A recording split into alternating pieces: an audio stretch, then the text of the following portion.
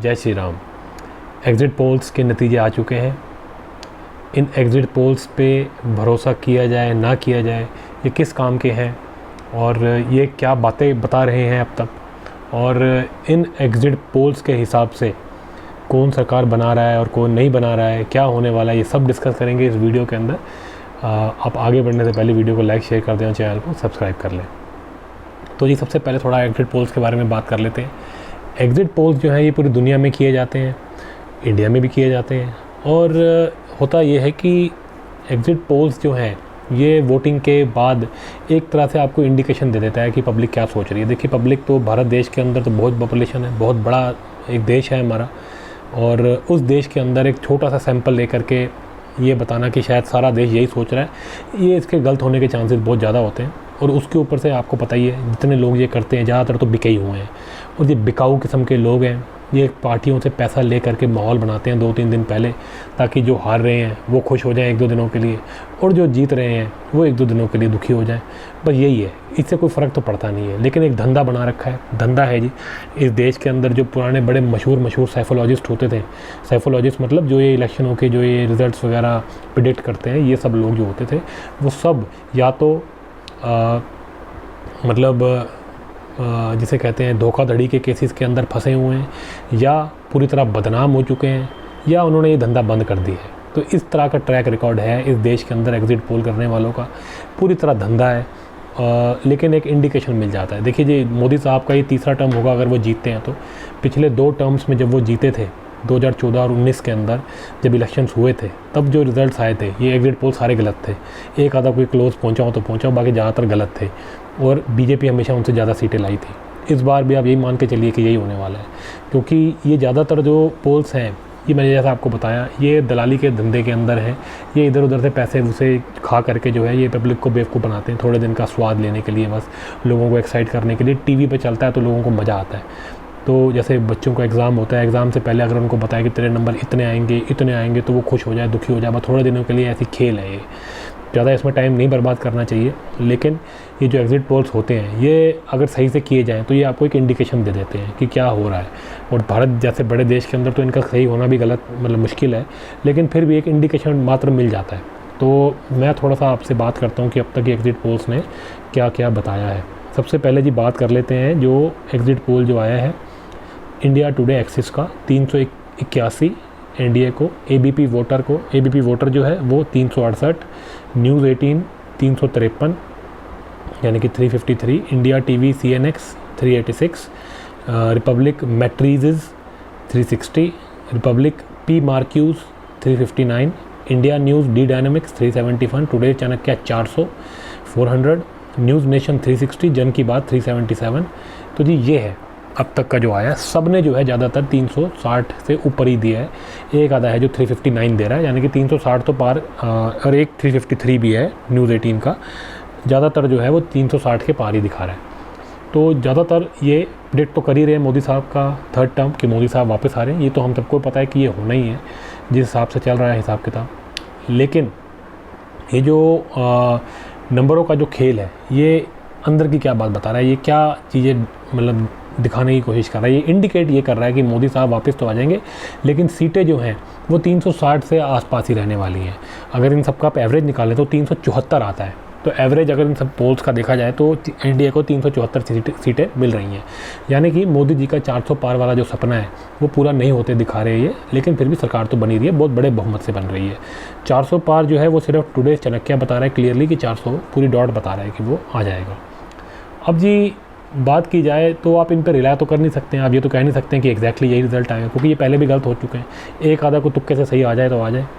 मुझे ऐसा लगता है कि पिछली 2 बार की जो बेइज्जतियाँ हुई हैं टीवी चैनलों की और ये साइकोलॉजिस्ट की, उस वजह से इस बार जो है थोड़े इनके क्लोज़ होने के रिज़ल्ट के ज़्यादा चांसेस हैं, क्योंकि ये पहले बेइज्जतियाँ करवा चुके हैं, लोग इनको देखना बंद कर चुके हैं, इसलिए इनको भी शर्म आ रही है। तो हो सकता है ये उस वजह से मुँह ना काला करवाने के चक्कर में थोड़ा सा सही रिज़ल्ट दे दे। लेकिन एग्जैक्ट तो ये भी नहीं जा पाएंगे। अगर इन सब की भी मान ली जाए तो यही है कि मोदी साहब जो है ज़्यादा सीटें ला रहे हैं और 360-70 के आसपास रहने वाली हैं। मेरे को ऐसा लगता है कि 400 पार हो जाएगा, क्योंकि अगर ये बढ़ती हुई सीटें दिखा रही हैं और जिस हिसाब से माहौल देश में है, जिस हिसाब से मोदी साहब की जिसे कहते हैं वाहवाहियाँ पूरी हर तरफ हो रही हैं, ऐसा लगता है कि मोदी साहब जो हैं वो 100% वापस तो आ जाएंगे और 399 जिसे कहते हैं ना उसका बैरियर क्रॉस करके 400 तक ये पहुंच सकते हैं। इसके बहुत चांसेस हैं। तो एग्ज़िट पोल्स जो हैं ये इंडिकेशन इनका यही है कि मोदी साहब वापस आ रहे हैं, लेकिन 400 पार होंगे या नहीं ये आपके खुद के अब एनालिसिस के ऊपर है। मेरा एनालिसिस तो यही कहता है कि 400 पार होने के बहुत चांसेस हैं, और अगर नहीं भी होते 400 पार तो 390 और 400 के बीच में तो ये रहेंगे ही रहेंगे। उम्मीद तो मुझे ये है कि 400 पार हो जाना चाहिए, क्योंकि बंगाल से जो खबरें आ रही हैं वहाँ तो लग रहा है कि बीजेपी को बहुत बड़ा फ़ायदा होने वाला है, और जो तमिलनाडु से खबरें आ रही हैं, पूरे साउथ से जो खबरें आ रही हैं कि बीजेपी इस बार बहुत बड़ा गेन करने वाली है। अगर इन खबरों को सच मान लिया जाए तो इन रिपोर्ट्स को अगर सच मान लिया जाए तो फिर तो 400 पार हो ही रहा है। लेकिन अगर इन सब चीज़ों को इग्नोर किया जाए और सिर्फ इन एग्ज़िट पोल्स को और माहौल को देख करके बात की जाए तो मुझे लगता है कि 400 के आसपास होना कोई मुश्किल बात नहीं है। देखिए जी, जब तक 400 पार नहीं होगा तो मोदी तो फेल ही होगा, और उनकी कांग्रेस पार्टी की जो है वो जैसे कहते हैं मोरल विक्ट्री होगी ही होगी। वो तो मोरल विक्ट्री पे जीतते हैं, असली जीतना तो उनको है ही नहीं। और मोदी साहब जो हैं वो तो इलेक्शन होने के बाद चले गए हैं विवेकानंदा रॉक्स पे, वहाँ जा कर के ध्यान लगा रहे हैं, और उनका ध्यान तो वहाँ पे लगा हुआ है, लेकिन इनका ध्यान पूरी तरह भटक गया सारों का। इनको पता है कि क्या होना है, हालत अंदर से ये सब जानते हैं। इसलिए इन लोगों ने सुनने में आ रहा है कि पहले से ही अपनी जो है टिकटें बुक करवा ली हैं देश के बाहर जाने की। कई लोगों को लंदन जाने की आदत है, कई लोगों को थाईलैंड बैंकॉक जाने की आदत है, वो तो निकल जाएंगे। मोदी साहब जो हैं वो शपथ लेकर के, लोगों का आशीर्वाद लेकर के सीधा काम पे लग जाएंगे, और अगले 100 दिन का जो उनका टारगेट है उस पर लग जाएंगे। तो मोदी साहब जो हैं वो इनसे मतलब फ़ाइट में कहीं ये लोग है ही नहीं। मोदी साहब इनसे मीलों दूर हैं, और मोदी साहब को रोक पाना इन लोगों के बस का अब नहीं रह गया है। तो जी, अब आप ये मान के चलिए कि ये जो एग्ज़िट पोल्स हैं इन्होंने अपनी जो भी इनकी कहानी थी वो इन्होंने बता दी है। मोदी साहब जो है वो बहुत अच्छी से जीत करके आ रहे हैं। बस 400 पार अगर नहीं हुआ तो ये दोबारा से मोदी को हराने की कोशिश करेंगे। सिर्फ टीवी के ऊपर मोदी को ऐसे दिखाएंगे कि मोदी हार गया है, लेकिन मोदी साहब जो है वो 100% जीते हैं, जीते थे, और आगे अगर लड़ेंगे तो वो भी जीत जाएंगे, क्योंकि वो डिलीवर कर रहे हैं, वो काम कर रहे हैं, और उनकी नीयत पे सबको भरोसा है। उनसे जो आशाएं हैं देश को वो उसको पूरा करते जा रहे हैं। देखिए, बहुत से काम होने बाकी हैं, और मोदी साहब पहले भी इस बात का इंडिकेशन दे चुके हैं कि थर्ड टर्म के अंदर वो बहुत बड़े बड़े फैसले लेने वाले हैं, जिसके अंदर ये भ्रष्टाचारियों के ऊपर कार्रवाइयाँ करने का उनका बहुत बड़ा प्लान नज़र आ रहा है।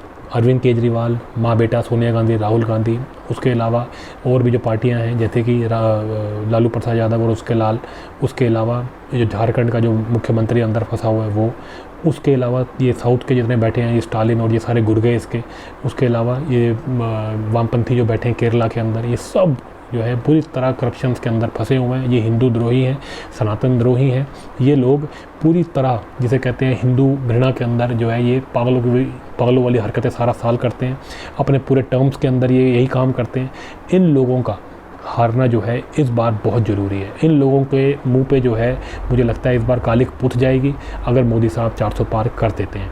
देखिए जी, ये जितने भी इंडी गैंग के जो जितने भी लोग हैं ये सारे के सारे षड्यंत्रकारी हैं, और देश को बेच के लूट के खसूट के काम खाने वाले लोग हैं। इन लोगों से आप कोई उम्मीद नहीं कर सकते। इसीलिए इन लोगों का हारना इस इलेक्शन के अंदर बहुत ज़्यादा ज़रूरी था। और ये जितना ज़्यादा उड़ के आगे बढ़ के जो है ज़्यादा बकवास कर रहे थे देश के बारे में, सनातन धर्म के बारे में, मोदी साहब के बारे में, इन सब को जो है इस बार झटका लगना बहुत ज़रूरी है इलेक्शन के अंदर। तभी इन लोगों की अकल ठिकाने आएगी।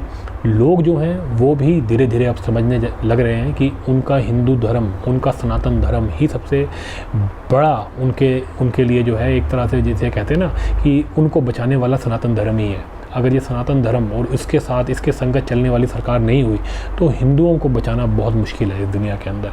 आपको तो सिर्फ़ और सिर्फ कोई सनातनी और धार्मिक इंसान ही बचा सकता है, और वही इस देश को आगे चला सकता है। इसलिए मोदी साहब का प्रचंड बहुमत से जीतना भी बहुत बहुत ज़रूरी है, क्योंकि अगर ये लोग कहीं से भी वापस आ गए, अगर ये किसी भी तरीके से इनके हाथ में सत्ता लग गई तो ये लोग आपसे बदले लेंगे। ये लोग हिंदुओं को जिसे कहते हैं नाक से पानी पिलवाएंगे। ये वो हालत कर देंगे जो कि अंग्रेज़ों ने हमारी की थी गुलामी के समय पे। तो ये उस तरह की इनके अंदर जहर भर चुका है। इसलिए मोदी साहब का तो वापस आना वैसे भी बहुत ज़रूरी है। हम लोगों के पास जिसे कहते हैं ना, हम लोगों के पास एक ही ऑप्शन है और वो है मोदी। और मोदी अपने आप को प्रूव भी करके दे रहे हैं, उनकी परफॉर्मेंस भी नज़र आ रही है। हाँ, कई जगह बेटर हो सकता है और कई जगह वो और भी अच्छा कर सकते हैं, वो करेंगे। लेकिन इसका मतलब ये नहीं है कि हम जो अच्छा कर रहे हैं हम उसको उतार दें ताकि जो निकम्मे हैं वो आकर के हमारे सर पे बैठ जाए। तो जी, एक ये भी पॉइंट है। अब देखिए जी, जो ये षड्यंत्रकारी हैं, जो भ्रष्टाचारी हैं, इनके ऊपर जो है मोदी साहब कार्रवाई करने वाले हैं। ये सब चीज़ें पता चल रही हैं, ऑलरेडी कार्रवाइयाँ चल रही हैं। केजरीवाल तो पहले जेल जा चुका है और उसके बाद जो बाकी लोगों के जेल जाने का टाइम है वो नज़दीक आता जा रहा है। तो हम तो उम्मीद करते हैं कि मोदी साहब इन सबको जल्दी से जल्दी इनके ऊपर कार्रवाइयाँ करें और जो देश का पैसा इन्होंने लूटा हुआ है वो वापस लाएँ। जो भी इस देश का न्याय है वो ढंग से हो, न्याय प्रतिक्रिया जो हो वो बहुत प्रॉपरली चले और उसके हिसाब से ही, जिसको कहते हैं ना, इनके ऊपर कार्रवाइयाँ हों इन सब भ्रष्टाचारियों के ऊपर। देखिए जी, सुप्रीम कोर्ट के ऊपर बहुत गहरे सवाल उठ चुके हैं, चाहे वो अरविंद केजरीवाल को जमानत देना हो या इससे पहले बहुत सारे केसेस के अंदर देशद्रोहियों के साथ खड़ा होना हो, परवीन पुरकास का छोड़ देना हो, गौतम नवलखा को बेल दे देना हो। ये सब चीज़ें तो अभी रिसेंटली हुई हैं, लेकिन ये लगातार पिछले आज़ादी के समय से ही जो है कोर्ट, अजीब सा सुप्रीम कोर्ट, हमारे जितने भी जुडिशरी है, ये बहुत अजीब तरीके से काम करते हैं, बहुत जिसे कहते हैं अनडेमोक्रेटिक वे में ऐसा लगता है कि ये लोग काम करते हैं। तो इनके ऊपर जो रिफॉर्म्स लाने हैं उसकी भी जिम्मेवारी मोदी जी के पास है। तो इन सब भ्रष्टाचारियों के ऊपर जो है कार्रवाई करना और जुडिशियल रिफॉर्म्स लाना, ये भी बड़े बड़े कामों में ये चीज़ें भी शुमार हैं। तो इन सब की भी उम्मीदें मोदी सरकार से हैं कि वो इन सब के ऊपर जो है कार्रवाई करें। तो जी, अब मुझे लगता है कि जो हमारे और भी जो बड़े बड़े काम हैं, जैसे कि हमारे कृष्ण जन्मभूमि का जो मंदिर का केस है, वो काशी विश्वनाथ के अंदर जो केस चल रहा है वो, ये दोनों भी सॉल्व होने बहुत ज़रूरी है। और हम उम्मीद करते हैं कि ये मोदी जी अपने 3rd टर्म के अंदर जल्दी से जल्दी इन कामों को भी पूर्ण कर दें, ताकि हिंदुओं को ये जो है अपने मंदिर प्रॉपरली उनको वापस मिल जाए। इनके अलावा और भी जो हमारे 2000 से ऊपर मंदिर हैं, उन सब के ऊपर, जिसे कहते हैं जो हिंदुओं को जो है वो सारे के सारे मंदिर वापस मिलने हैं, इस सब के ऊपर जो है मोदी सरकार जल्दी से जल्दी काम करें और इसको जिसे कार्यबद्ध तरीके से, जिसे कहते हैं ना, एक बिल्कुल टाइम बाउंड मैनर के अंदर ये करा करके हिंदुओं को उनके मंदिर वापस दिए जाएं और हमारे को धर्म को दोबारा स्थापित करने का जो हमारा कार्य है उसके अंदर हम दोबारा से, जिसे कहते हैं, संकल्पित हों और उसके अंदर हम, जिसे कहते हैं, हम उसके अंदर सक्सेसफुल भी हों। ये बहुत ज़रूरी है। तो मोदी साहब के लिए मुझे लगता है 3rd टर्म बहुत इंपॉर्टेंट है, हिंदुओं के लिए 3rd टर्म बहुत इंपॉर्टेंट है, क्योंकि अब जो बहुत बड़े बड़े काम हैं, जैसे कि एक हमारा बड़ा काम राम मंदिर का हुआ, अब वैसे ही जो बड़े बड़े और भी काम है उनका भी करना बहुत ज़रूरी है। अब मोदी साहब जो है, जिसे कहते हैं, उनका प्लेन जो है वो टेक ऑफ करना चाहिए और बिल्कुल किसी से बिना डरे, बिल्कुल किसी से बिना रुके जो है मोदी साहब इस बार जो है देश के वो सारे बड़े बड़े काम करें और उसके लिए हम पूरे उनके साथ कंधे से कंधा मिला के खड़े हैं, उनको पूरा सपोर्ट कर रहे हैं। ये देश धार्मिक देश है और धर्म के लिए ये हमेशा खड़ा रहता है। तो जी, आप सब के सब इन चीज़ों से जो है बिल्कुल भी, जो एग्जिट पोल वगैरह हैं, ना ज़्यादा इनसे खुश होइए, ना इनसे ज़्यादा दुखी होइए। आप धर्म के साथ खड़े रहिए, भगवान का नाम जपिए और यही भगवान से प्रार्थना कीजिए कि जो भी आए वो हमारे देश को और हम सब को, जिसे कहते हैं, भागवत भक्ति के अंदर लगाए, हमें भगवान के शरण में जाने का जो है मार्ग दिखाए। तो यदि हमारे को जो है इग्नोरेंस से निकल करके ज्ञान की तरफ जाना है और वो तभी होता है जब जो है आप एक धार्मिक, जिसे कहते हैं, एनवायरनमेंट के अंदर रहते हैं। और धार्मिक एनवायरनमेंट बनाने का जो कार्य है वो एक राजा के ऊपर भी डिपेंड करता है। राजा जो होता है वो भगवान का एक तरह से जो होता है रिप्रेजेंटेटिव होता है, इसलिए राजा का भी बहुत इंपॉर्टेंट है कि वो धार्मिक हो। तो हम सबको अगर अपने जीवन के अंदर धार्मिक बनना है और अपने देश को धार्मिक बनाना है, अपने जीवन को धार्मिक बनाना है, तो राजा का भी धार्मिक होना बहुत ज़रूरी है। तो जी, यही उम्मीद के साथ, इसी आप लोगों से इसी मैसेज के साथ हम आपसे विदा लेते हैं। अगर आपको ये वीडियो अच्छा लगा हो तो इसको लाइक शेयर करें, चैनल को सब्सक्राइब करें। मिलते हैं आपसे अगली वीडियो में।